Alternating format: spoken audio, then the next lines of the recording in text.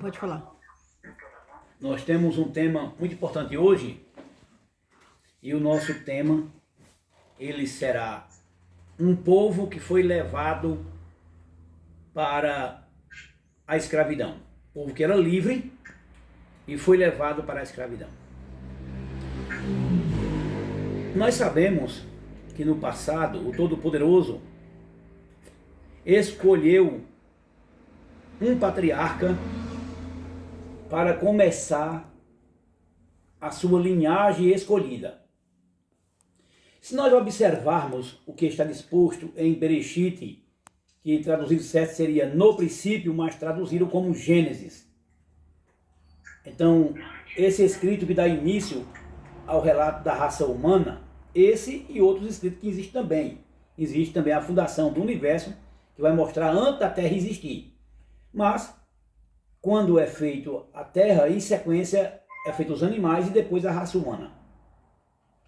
E do capítulo 12 ao capítulo 25, esses 13 capítulos, mostra a saga de um homem que nos deixa um grande legado. Um homem que tinha o nome Avram e depois foi mudado para Avraham. Na tradução fizeram para Abraão e depois Abraão.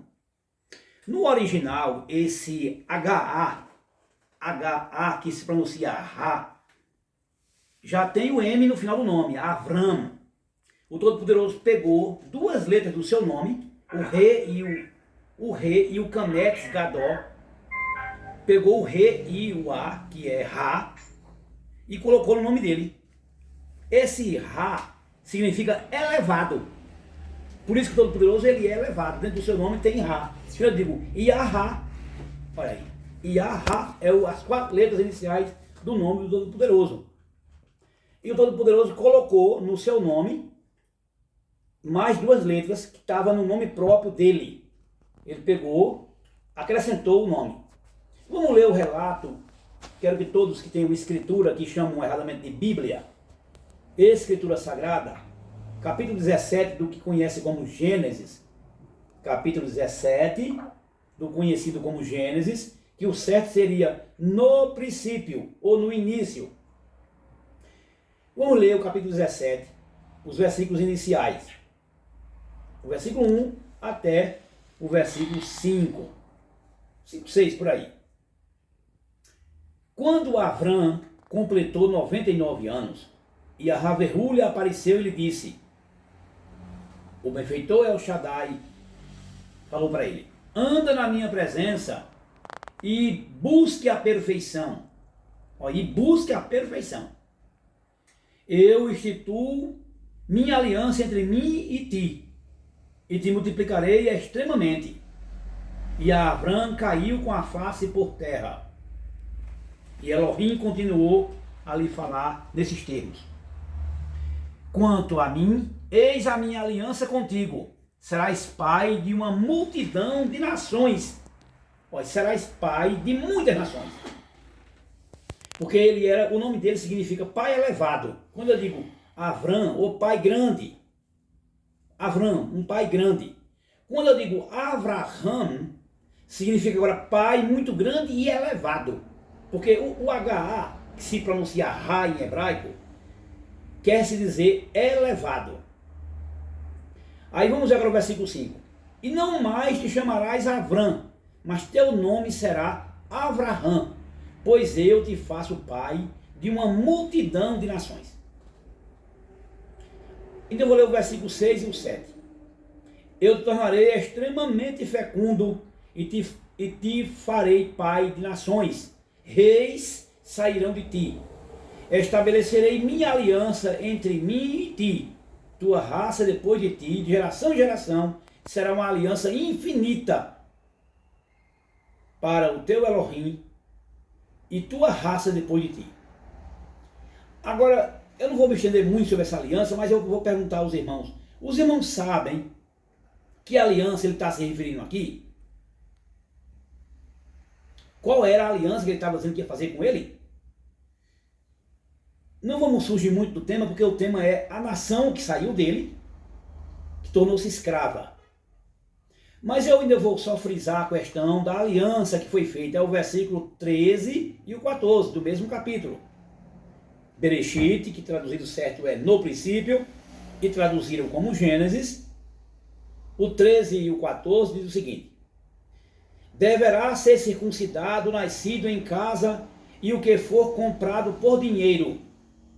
Minha aliança estará marcada na vossa carne como uma aliança infinita. Como uma aliança infinita.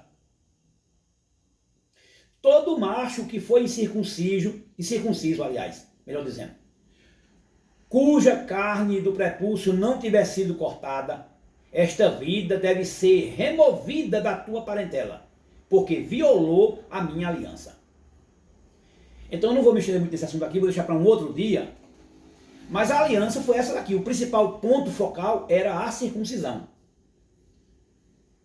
E antes de Abraão circuncidar, os povos da Mesopotâmia, os povos de outras nações que existiam naquela época, eles sabiam, porque Adão, o primeiro homem que o povo chama Adão, tinha circuncidado seus filhos. E eles iam se separando para outros países, formando povoados, e lá eles circuncidavam.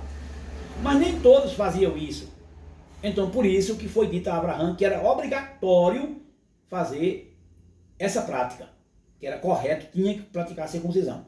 Mas eu não vou me alongar muito nesse assunto, eu vou deixar por aqui, para que possamos assim falar de uma nação que nasceu de Abraão, que o povo chama Abraão equivocadamente, e essa nação foi abençoada pelo Todo-Poderoso e levada como escravo. Quer dizer, na realidade não foram levados, eles foram voluntariamente, igual ao próprio Abraão. Se nós lermos do capítulo 11, isso aqui é o capítulo 17, mas se nós observarmos do capítulo 11, 12, 13, 14, 15, principalmente do 15, vamos ler e voltar para o capítulo 15. Se os irmãos quiserem acompanhar, é capítulo 15, versículo 40, o que eu quero frisar. Versículo 13, aliás, melhor dizendo. Versículo 13, que chamam Gênesis, capítulo 15, versículo 13. Mais uma vez, vou repetir para que os irmãos possam ainda abrir suas escrituras. O que chamam de Gênesis, capítulo 15, versículo 13. E Ahaverhu disse a Avram, olha, o nome dele não tinha mudado ainda. Mudou lá no capítulo 17. Vou repetir. E Ahaverhu disse a Avram, sabe com certeza que teus descendentes serão estrangeiros numa terra que não será deles. Lá eles serão escravos, serão oprimidos durante 400 anos. 400 anos. Algumas versões colocam 430 em alguns versículos que falam sobre esse assunto, mas a tradução está equivocada. Eles só passaram 400 anos. Em Galatim, que o povo chama de Gálatas, parece que é 6, 7, lá menciona também 400 anos. Então, e quem foi essa nação?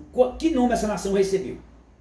O próprio Abraão, patriarca primitivo, na realidade avô de Jacob, que chamam de Jacó, que tornou-se depois, recebeu o nome de Israel, ele próprio também, pelo mesmo motivo, foi levado a essa nação.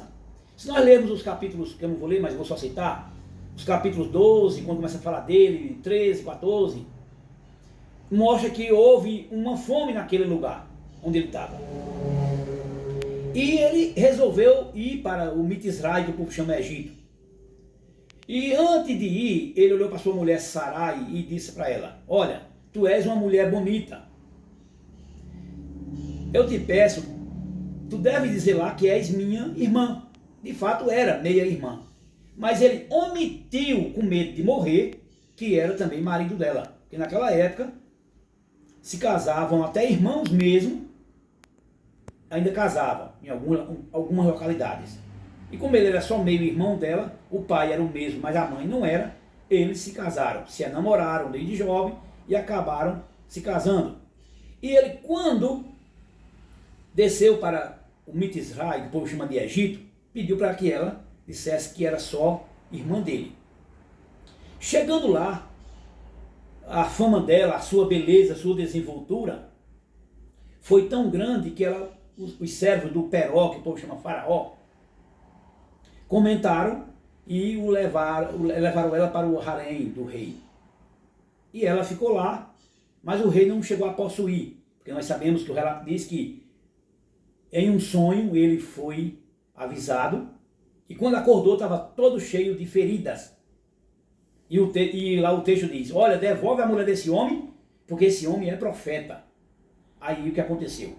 O Peró, que o povo chama de Faraó, indenizou Abraão e disse, por que você queria trazer o mal para mim? Por que você não disse que ela era também sua esposa?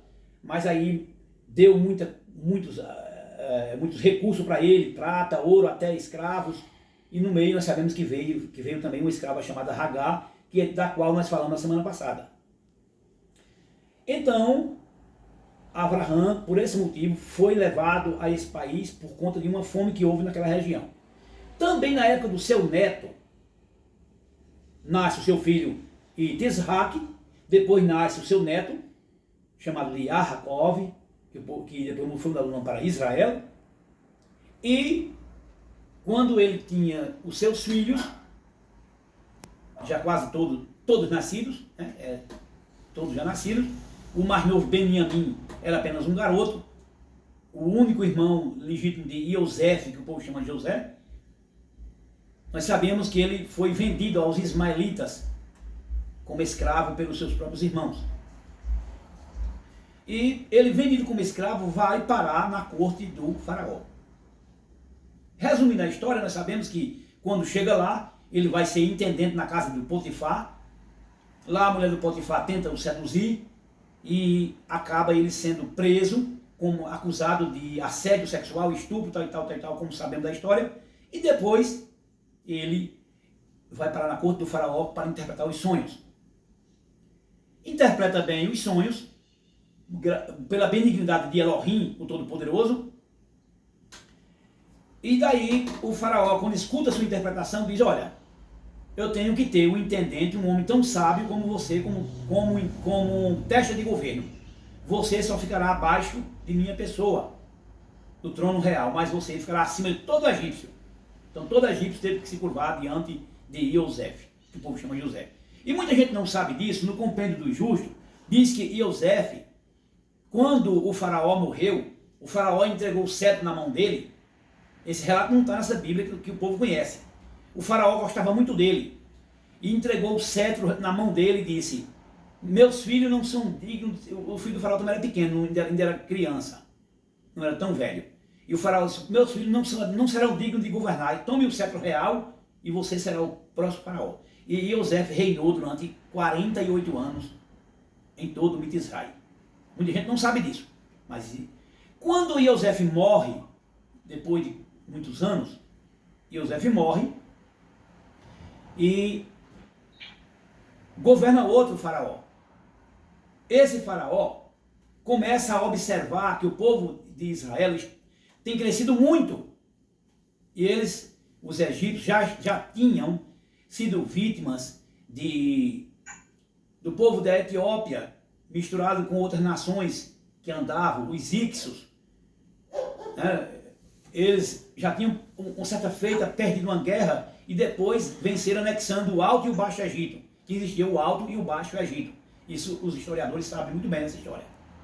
Eles viviam em guerra e eles tinham medo de uma nação que crescia como, o povo diz, crescia como um rato, não vou usar a expressão rato, mas uma nação que era de mulheres frutíferas, que mesmo quando o Peró, que o povo chama faraó, baixou o decreto da morte de todo menino macho, as parteiras, aquelas que cuidavam das mulheres, disseram ao Peró, olha, as mulheres hebreias, elas são diferentes das nossas, são fortes, elas conseguem dar à luz sozinhas. Muitas vezes quando nós chegamos, elas já têm sido parturientes do seu filho. E entregam os filhos aos pais. Não tem como nós ajudarmos na execução dessas crianças do sexo masculino. O Jota não consegue entrar. Fazer o quê, né? Deixa eu chamar ele de novo. Chamar o Jota aqui, irmãos, que o Jota não está conseguindo entrar, eu vou chamar ele de novo. Não sei o que acontece. Eu não sei. Eu tô aqui no nome dele chamando ele. Não sei porque o Valdeci também não entrou. O Moisés Araújo. José Carlos eu nem vou chamar porque eu sei que ele não vai poder participar. Bom. Porque eu não posso. Então, irmãos, Eu estou gravando. como eu ia dizendo, como eu estava dizendo, as parteiras egípcias disseram lá que não tinha nem como elas auxiliarem a guarda do faraó, aqueles que eram encarregados de matarem os meninos, para que a nação israelita não crescesse. Eles não crescessem. Ele entrou? Entrou alguém aqui agora. Ah, Valdeci, Shabbat Shalom, irmão Valdeci. Shabbat Shalom. Então, as hebreias.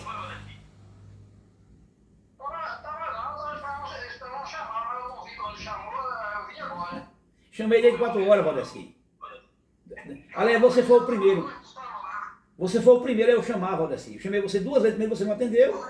Vê se com ele, se alguém consegue chamar o Jota. Inclui Olha, o Jota você aí. consegue chamar o Jota aí, Valdeci?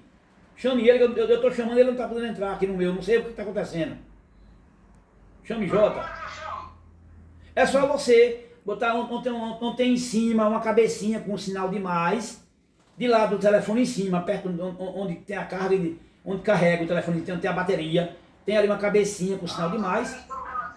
Aí você vai e chama ele. Por ali vai aparecer a sua agenda todo dia, você chama ele. Sim, então como eu ia dizendo para não atrapalhar o discurso, os egípcios queriam eliminar os hebreus, e as mulheres fortes, as parteiras, não puderam nem auxiliar tanto o faraó. E cresceu, eles tinham uma grande população. E os hebreus, eles tinham uma disponibilidade para a guerra. Eles eram pessoas fortes, como Biliam disse que Israel era como uma leoa que saía para pegar a presa e dar comida aos seus filhotes. Não voltava de patas vazias, as garras eram afiadas. E era um povo abençoado pelo Todo-Poderoso, por isso cresciam e eram abençoados. Mas, no entanto, quando o faraó, depois da morte de Iosef, que o faraó baixou o decreto da escravidão, me parece que foi o faraó Tutankhamon, o cruel. Ele baixou o decreto e todo hebreu passou a ser escravo. Hebreu e hebreia, toda a nação. A tribo de Levi, que não era perita em guerra, tentou fazer um levante, está no escrito do justo, para se libertar.